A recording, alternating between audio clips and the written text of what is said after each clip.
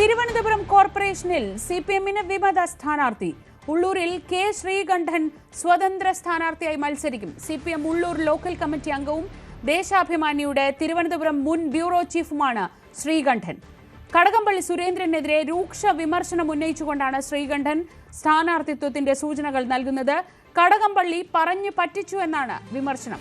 സ്ഥാനാർത്ഥിത്വത്തിന് തയ്യാറെടുക്കാൻ ആദ്യം നിർദ്ദേശം നൽകുകയും പിന്നീട് മറ്റൊരാളെ സ്ഥാനാർത്ഥിയാക്കിയെന്നും ശ്രീകണ്ഠൻ പറഞ്ഞു. ആദ്യം ശ്രീകണ്ഠനുമായുള്ള ആ സംസാരത്തിലേക്ക്. ഞാൻ മത്സരിക്കുന്നു സ്വതന്ത്ര സ്ഥാനാർത്ഥിയായിട്ടല്ല, ഒഴിവാക്കിയതിലുള്ള പ്രതിഷേധം. എന്താണ് ഇങ്ങനെ CPM ലോക്കൽ കമ്മിറ്റി അംഗമായ താങ്കൾ ഇങ്ങനെ ഒരു സ്വതന്ത്ര സ്ഥാനാർത്ഥിയായിട്ട് മത്സരിക്കാൻ കാരണം? 1985 പാർട്ടി മെമ്പർഷിപ്പിൽ ഒന്നാണ്. കൊച്ചുള്ളൂർ ബ്രാഞ്ച് സെക്രട്ടറി, DYFIയുടെ സെക്രട്ടറി, SFIയുടെ ഭാരവാഹി ഉൾപ്പെടെയുള്ള നിലകളിൽ ഞാൻ പ്രവർത്തിച്ചിട്ടുണ്ട്. ഈ നവംബർ 1 തീയതി എനിക്കൊരു ഇങ്ങനെ മത്സരിക്കണമെന്നൊരാഗ്രഹം. ഈ നാട്ടിലെ ഒരു റെസിഡൻസ് അസോസിയേഷൻ റോസ് ഗാർഡൻസ് എന്ന് പറയും. അപ്പൊ അതിന്റെ പ്രസിഡന്റായിട്ട് ഞാൻ 10-12 വർഷമായിട്ട് അതിന്റെ പ്രസിഡന്റായിട്ട് പ്രവർത്തിക്കുകയാണ്. ഇവിടുത്തെ നാട്ടിലെ എല്ലാ കാര്യങ്ങളിലും, പൊതു പ്രശ്നങ്ങളിലെല്ലാം, ജനങ്ങളുമായി ബന്ധപ്പെട്ട പ്രശ്നങ്ങളിലെല്ലാം ഞാൻ സജീവമായിട്ട് ഇടപെടുകയും അതിന് പരിഹാരം കണ്ടെത്തുകയും ചെയ്യുന്ന ഒരു വ്യക്തിയാണ്. അത് പാർട്ടി ലീഡർഷിപ്പിന് അറിയാം. പാർട്ടി 2008 മുതൽ പാർട്ടി ലോക്കൽ കമ്മിറ്റിയിൽ പ്രവർത്തിക്കുകയാണ്. ഞാൻ ഇതുവരെ ഒരു തദ്ദേശ ഇലക്ഷൻ മത്സരിക്കാനോ ഒന്നും ക്ലെയിം ചെയ്തിട്ടില്ല. ഇത്തവണ ഞാൻ റിട്ടയർ ചെയ്ത് നിൽക്കുന്ന ആ ഒരു സാഹചര്യത്തിൽ എനിക്ക് ഇങ്ങനെ ഒരു ആഗ്രഹം ഉണ്ടെന്ന് ഞാൻ പാർട്ടി ലീഡർഷിപ്പിൽ പറഞ്ഞു, എന്റെ ബന്ധപ്പെട്ട ഘടകത്തിലും പറഞ്ഞു. അതിന്റെ അടിസ്ഥാനത്തിൽ പാർട്ടി എല്ലാ കാര്യങ്ങളും വിലയിരുത്തിയിട്ടാണ് പാർട്ടി തീരുമാനിച്ച് എന്നോട് മത്സരിക്കാൻ പറഞ്ഞു. ഈ സംസ്ഥാന കമ്മിറ്റി അംഗം കൂടിയായിട്ടുള്ള കടകംപള്ളി സുരേന്ദ്രനാണ് നവംബർ 1 തീയതി രാവിലെ 11:45 എന്നോട് മത്സരിക്കാൻ വേണ്ടി പ്രിപ്പയർ ആയിക്കോളാൻ പറഞ്ഞത്. മറ്റ് സ്ഥാനാർത്ഥികളെ 2 പേരെയും ഫ്രീസ് ചെയ്തിട്ടുണ്ടെന്നും പറഞ്ഞു. അവർക്കൊന്നും തർക്കമില്ലായിരുന്നു. അവരെല്ലാം എനിക്ക് പിന്തുണ പ്രഖ്യാപിക്കുകയും എന്നെ നേരിട്ട് കാണുകയും എന്നെ ടെലിഫോണിൽ ബന്ധപ്പെടുകയും ചെയ്തതാണ്. പക്ഷേ 5-6 ദിവസം പ്രചരണ രംഗത്ത് നിന്നതിന് ശേഷമാണ് എന്നെ മാറ്റിയത്. അത് താരതമ്യേന ജൂനിയർ ആയിട്ടുള്ള ഒരാളിനെയാണ് തീരുമാനിച്ചത്. വെറും പാർട്ടി മെമ്പറായിട്ടുള്ള ഞാൻ പാർട്ടിയിൽ 40 വർഷത്തോളം പരിചയം, ഈ പ്രവർത്തന ഇതുള്ള കക്ഷിയാണ്. ഞാൻ പാർട്ടിക്ക് എതിരായിട്ടല്ല മത്സരിക്കുന്നത്. ഒരു കാരണവും കൂടാതെ എന്നെ ഈ നാട്ടിൽ ആരോട് ചോദിച്ചാലും ഞാൻ നല്ല വിജയസാധ്യതയുള്ള സ്ഥാനാർത്ഥിയാണെന്ന് എല്ലാവരും പരക്കെ സമ്മതിച്ചതാണ്. പക്ഷെ എന്തിനാണ് എന്നെ മാറ്റിയതെന്ന് എനിക്കറിയില്ല. എന്നെ ഈ കടകംപള്ളി സുരേന്ദ്രന്റെ ഇഷ്ടക്കേടാണെന്നാണ് എനിക്ക് മനസ്സിലാക്കാൻ കഴിഞ്ഞത്. അതിലുള്ള പ്രതിഷേധം, അതിനൊരു കൃത്യമായ വിശദീകരണം ഒരു നേതൃത്വത്തിലെ ഒരാളിൽ നിന്നും ഇതുവരെ കിട്ടിയിട്ടില്ല. ഞാൻ സംസ്ഥാന സെക്രട്ടറി ഗവർണർ മാഷിന് വരെ പരാതി കൊടുത്താണ്. ഈ കടകംപള്ളി സുരേന്ദ്രന്റെ മാത്രം താല്പര്യമാണോ അങ്ങനെ മാറ്റി? കാരണം പലയിടത്തും അങ്ങനെ പരാതി വരുന്നുണ്ട്. നേരത്തെ പല വാർഡുകളിലും അല്ല അദ്ദേഹം തന്നെ എന്നെ വിളിച്ച് സംസാരിച്ചതാണ് 1 തീയതി. പാർട്ടി തീരുമാനിച്ചു മറ്റ് 2 പേരെ, പട്ടികയിലുണ്ടായിരുന്ന മറ്റ് 2 പേരെ ഫ്രീസ് ചെയ്തിട്ടുണ്ട്. അതിലൊരാളെ സ്ഥാനാർത്ഥിയാക്കണമെന്ന് ആവശ്യപ്പെട്ടവരോട് സംസാരിച്ച് അവരെയും ഇത് ചെയ്തിട്ടുണ്ട്. പ്രിപ്പയർ ആയിക്കോളുക. ഈ പ്രിപ്പയർ ആയിക്കോളുക എന്ന് പറഞ്ഞാൽ കല്യാണത്തിന് പോകാൻ ഒരുക്കാനല്ലോ പറഞ്ഞത്. ഇലക്ഷൻ സമയത്ത് സ്ഥാനാർത്ഥി ആയിട്ട് ഇത് ചെയ്ത ഒരാളിനോടാണ് പറഞ്ഞത്. പ്രചരണം ഞാൻ തുടങ്ങുകയും ചെയ്തു. ഞാൻ ഈ പ്രദേശത്തെ അപരിചിതനല്ല. എന്നെ മിക്കവാറും ഒരു 90% വീട്ടുകാർക്കും എന്നെ അറിയാവുന്നതാണ്. ഞാൻ അവരുടെ വിഷമങ്ങളിലും അവരുടെ പ്രശ്നങ്ങളിലും ഒക്കെ സജീവമായിട്ട്, കുടിവെള്ള പ്രശ്നമായിരുന്നാലും ഇവിടെ 5 വർഷമായിട്ട് കൗൺസിലർ ഇല്ല. ഒരു വനിതയായിരുന്നു കൗൺസിലർ. ആ കൗൺസിലർ ഇവിടുത്തെ ഒരു പ്രശ്നങ്ങളിലും ഇടപെട്ടിട്ടില്ല. പക്ഷെ ഞാൻ ഞാൻ താമസിക്കുന്ന മേഖലയിലെ ആളുകളുടെ വിഷയങ്ങളിൽ നിരന്തരം ഇടപെട്ട് അതിന് പരിഹാരം കാണുന്നതിന് വേണ്ടി പരമാവധി ശ്രമിച്ചിട്ടുണ്ട്.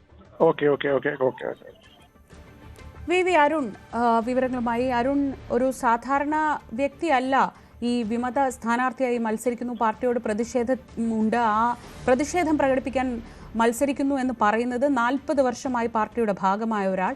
തിരുവനന്തപുരം ഒരുപക്ഷെ പാർട്ടിയെ സംബന്ധിച്ച് ഏറ്റവും പ്രധാനപ്പെട്ട ഒരു പദവി തന്നെയാണ് തിരുവനന്തപുരത്തെ ദേശാഭിമാനി ബ്യൂറോ ചീഫ് എന്ന പദവി. അങ്ങനെ ഒരു പദവിയിലിരുന്നയാൾ അദ്ദേഹം ഇങ്ങനെയൊരു പരസ്യമായ പ്രതിഷേധ പ്രകടനവുമായി രംഗത്തെത്തുമ്പോൾ അത് CPM-ന് അതിന് ഉത്തരം പറയാൻ കഴിയുന്നുണ്ടോ? തീർച്ചയായിട്ടും ഇപ്പോൾ മന്ത്രി വി ശിവൻകുട്ടിയുടെയൊക്കെ പ്രതികരണം അതിൽ വന്നിട്ടുണ്ട്. പക്ഷേ എത്രത്തോളം കൃത്യമായ മറുപടി എന്ന് പറയാൻ കഴിയില്ല. കാരണം വലിയ രാഷ്ട്രീയ പാർട്ടി ആകുമ്പോൾ ചില അപശബ്ദം ഉണ്ടാകും. അത് വലിയ ക്രൂരതയിലേക്കൊന്നും പോകുന്നില്ല. 101 സീറ്റല്ലേ ഉള്ളൂ, 101 പേര് മത്സരിപ്പിക്കാൻ കഴിയൂ, പ്രശ്നങ്ങളുണ്ടെങ്കിൽ അത് പരിഹരിക്കുമെന്നൊക്കെ പറഞ്ഞ് ശിവൻകുട്ടി ആ പ്രശ്നത്തെ ലഘൂകരിക്കുകയാണ്. BJP-യിലും RS-ലും ഉള്ളതുപോലെ ഞങ്ങളുടെ പാർട്ടിയിൽ ആരും സീറ്റ് കിട്ടാത്തത് മൂലം ആത്മഹത്യ ചെയ്യുന്നില്ലോ എന്നൊക്കെയുള്ള മറുപടിയാണ് വി ശിവൻകുട്ടിയുടെ ഭാഗത്ത് ഉണ്ടായത്. പക്ഷേ ഇത് അത്ര ചെറിയൊരു വിഷയമായി കാണാൻ കഴിയില്ല. CPM വളരെ പ്രതീക്ഷയോടെ കാണുന്ന ഒരു വാർഡാണ് ഉള്ളൂർ. നഗരസഭ മുഴുവൻ ഇത്തവണ വലിയ വിജയം ഉണ്ടാകുമെന്ന് അവകാശവാദം മുന്നോട്ട് വയ്ക്കുന്നുണ്ട്. പക്ഷെ അങ്ങനെയല്ല കാര്യങ്ങൾ ഇപ്പോൾ സംഭവിക്കുന്നത്. പലയിടത്തും വിമത പ്രശ്നങ്ങൾ. വാഴോട്ടുകോടത്ത് നേരത്തെ CPM-ന്റെ മുൻ പഞ്ചായത്ത് വൈസ് പ്രസിഡന്റ് തന്നെ വിമത സ്ഥാനാർത്ഥം പ്രഖ്യാപിച്ചിരുന്നു. ഒരിടത്തും CPM റിബൽ ഉണ്ടാകില്ല എന്നൊരു അവകാശവാദമാണ് കഴിഞ്ഞ ദിവസം CPM-ന്റെ ജില്ലാ സെക്രട്ടറി നടത്തിയത്. കെ ശ്രീകണ്ഠനെ പറ്റി പറയുമ്പോൾ ശ്രീജ സൂചിപ്പിച്ച പോലെ തിരുവനന്തപുരം പ്രസ് ക്ലബിന്റെ സെക്രട്ടറിയും പ്രസിഡന്റുമായൊക്കെ പ്രവർത്തിച്ചു. ദേശാഭിമാനിയുടെ വർഷങ്ങളോളം ദേശാഭിമാനിയുടെ തിരുവനന്തപുരം ബ്യൂറോ ചീഫായിരുന്നു. ന്യൂസ് ഡെസ്കായി ഒക്കെ പ്രവർത്തിച്ചു. വിദ്യാർത്ഥി കാലം മുതൽ SFI തുടങ്ങിയ ആളാണ്. പ്രാദേശികമായും നല്ല വിപുലമായ വ്യക്തിബന്ധവും കുടുംബ ബന്ധവും ഒക്കെയുള്ള ആൾ കൂടിയാണ് ഉള്ളൂരിൽ കെ ശ്രീകണ്ഠൻ. അങ്ങനെ ഒരാൾ ഇപ്പോൾ CPM-നെതിരെ പാർട്ടിക്കെതിരെ അല്ല മത്സരം എന്ന് പറയുന്നെങ്കിൽ പോലും തീർത്തും പാർട്ടി സ്ഥാനാർത്ഥിക്കെതിരെ പാർട്ടി ഒരു സ്ഥാനാർത്ഥിയെ പ്രഖ്യാപിക്കുകയും അവിടെ അതിനെതിരെ സ്വതന്ത്ര സ്ഥാനാർത്ഥി മത്സരിക്കുമ്പോൾ സ്വാഭാവികമായും പാർട്ടിക്കെതിരായ നീക്കമായി തന്നെ CPM കാണും. അതുകൊണ്ട് തന്നെ കടുത്ത നടപടികളും ശ്രീകണ്ഠനെതിരെ വൈകാതെ ഉണ്ടായേക്കും. ഇത്തരത്തിലുള്ള വിമത ഭീഷണി, റിബൽ ശല്യം CPM-നും സാധാരണ പതിവുള്ളതല്ല. പക്ഷെ ഇപ്പോൾ അങ്ങനെയല്ല കാര്യങ്ങൾ സംഭവിക്കുന്നത്. 101 വാർഡുകളിലെ സ്ഥാനാർത്ഥികൾ ഇതുവരെയും CPM പ്രഖ്യാപിച്ചു കഴിഞ്ഞിട്ടില്ല. കോൺഗ്രസും BJP-യും ഒക്കെ സ്ഥാനാർത്ഥി പ്രഖ്യാപിക്കാനുണ്ട് എന്നതും ഒരു വസ്തുതയാണ്. എങ്കിലും CPM സാധാരണഗതിയിൽ ഇത്തരം കാര്യങ്ങളൊക്കെ നേരത്തെ സ്ഥാനത്തിന് പ്രഖ്യാപിച്ച് അപശബ്ദങ്ങളില്ലാതെ പ്രചരണങ്ങൾ തുടങ്ങുകയാണ് പതിവ്. ആ പതിവിന് ഇവിടെ ഇപ്പോൾ മാറ്റമുണ്ടാകുന്നു. CPM-ന് വലിയ പ്രതിസന്ധി ഉണ്ടാക്കുന്ന വിമത ഭീഷണിയെ തന്നെ ഉള്ളൂരിന്റെ ശ്രീകണ്ഠന്റെ സ്ഥാനാർത്ഥിത്വത്തെ കാണേണ്ടി വരും. ശ്രീജ, അതിൽ ഏറ്റവും പ്രധാനമായത് ഈ ഇഷ്ടക്കാർക്ക് സീറ്റ് കൊടുക്കുന്നു, അല്ലെങ്കിൽ തന്നോട് തയ്യാറെടുക്കാൻ ആവശ്യപ്പെട്ടു, നേരിട്ട് സംസാരിച്ചതാണ്. അത് കഴിഞ്ഞ് താരതമ്യേന ജൂനിയറായ ഒരാളെ കൊണ്ടുവരുന്നു. അതായത് അദ്ദേഹം വിചാരിക്കുന്നത് അദ്ദേഹത്തിന് വിജയിക്കാൻ വേണ്ട എല്ലാ ഘടകങ്ങളും അവിടെയുണ്ട്. ഈ തയ്യാറെടുക്കാൻ പറഞ്ഞതുമാണ്. പിന്നീട് എങ്ങനെയാണ് ഇത് മാറിയത്? ഇതിനൊരു ഉത്തരം കിട്ടിയിട്ടില്ല. അതാണ് കെ ശ്രീകണ്ഠന്റെ പ്രശ്നമെന്ന് തോന്നുന്നു. കഴക്കൂട്ടം നിയമസഭാ മണ്ഡലത്തിൽപ്പെട്ട വാർഡുകളിൽ നേരത്തെ തന്നെ സ്ഥാനാർത്ഥികളെ തീരുമാനിച്ചത് കടകംപള്ളി സുരേന്ദ്രന്റെ താല്പര്യപ്രകാരമാണ് എന്ന ആരോപണം ഉയർന്നു വന്നതാണ്. അവിടെ ഒരു BJP CPM ഡീലുണ്ടെന്ന ആരോപണം ഉന്നയിച്ചത് ചെമ്പഴന്തിയിലെ CPM-ന്റെ ലോക്കൽ കമ്മിറ്റി അംഗമായിരുന്ന ആനി അശോകനാണ്. അവരും വിമത സ്ഥാനാർത്ഥിത്വം പ്രഖ്യാപിച്ചിരുന്നു. അവരെ പിന്നീട് പാർട്ടിയിൽ പുറത്താക്കുകയും ചെയ്തു. അപ്പോഴും കടകംപള്ളി ഇതിനെ വിശദീകരിച്ചത് പലയിടങ്ങളിലും എല്ലായിടങ്ങളിലും സ്ഥാനാർത്ഥികൾ തീരുമാനിച്ച വിജയസാധ്യത നോക്കി മാത്രമാണ്. തനിക്ക് ഡീൽ ജനങ്ങളോട് മാത്രമെന്നുള്ളതാണ്. പക്ഷേ സമാന പ്രശ്നങ്ങൾ മറ്റു ഭാഗങ്ങളിൽ അവശേഷിക്കുന്നു എന്ന് വേണം ഇപ്പോൾ കരുതാൻ.